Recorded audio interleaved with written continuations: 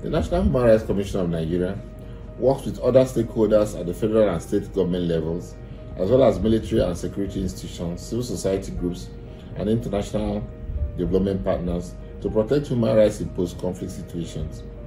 As a commission, we monitor, investigate, document, and report human rights violations in post-conflict situations. We play a leading role in the Protection Working Group to monitor, document, and make interventions into the various human rights and humanitarian needs of the people and the victims in communities affected by conflict.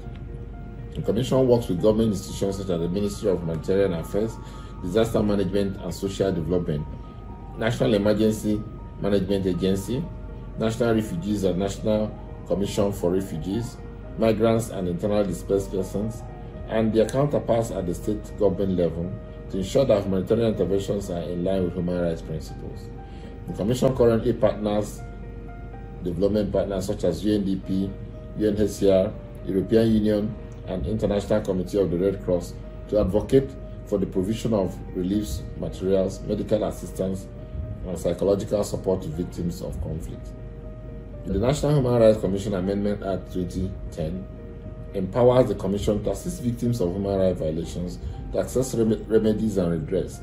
Section 5G of the NHRC Act expressly empowers the Commission to liaise and cooperate in such a manner as it considers appropriate with local and international organizations on human rights with the purpose of advancing the promotion and protection of human rights.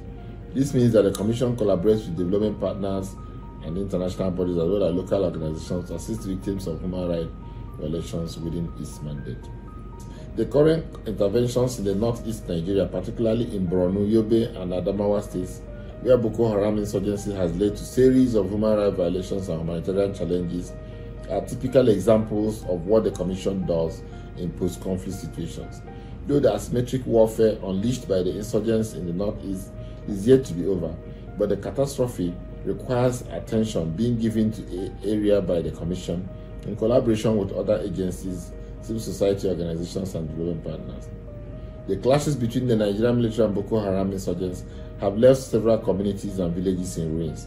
Therefore, we stepped in with stakeholders to address the needs and challenges of the IDPs, the returnees, and other categories of victims, which include food, shelter, medical assistance, and protection of their sexual and reproductive rights, amongst others.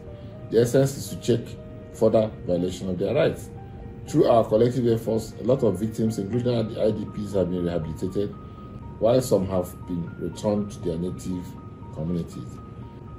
We collaborate with international organizations and civil society groups to address issues of human rights. In most cases, we work with a memorandum of understanding on areas of mutual interest, and this has helped us to cover more grounds in human rights protection.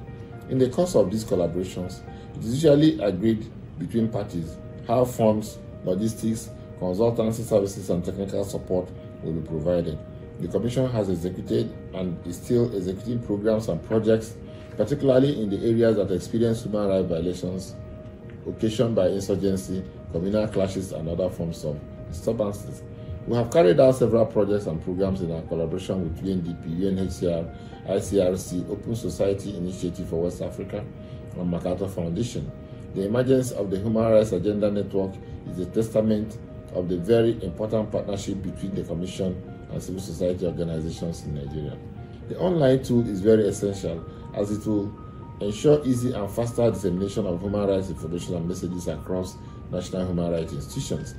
Through the online tool, NHRIs can generate, share, and cross-fertilize ideas on emerging human rights issues. With the onset of COVID-19 pandemic and the upsurge in human rights violations, especially rape and other sexual and gender-based violence, the Commission, with the support from development partners, have launched online portal for reporting and monitoring of human rights violations.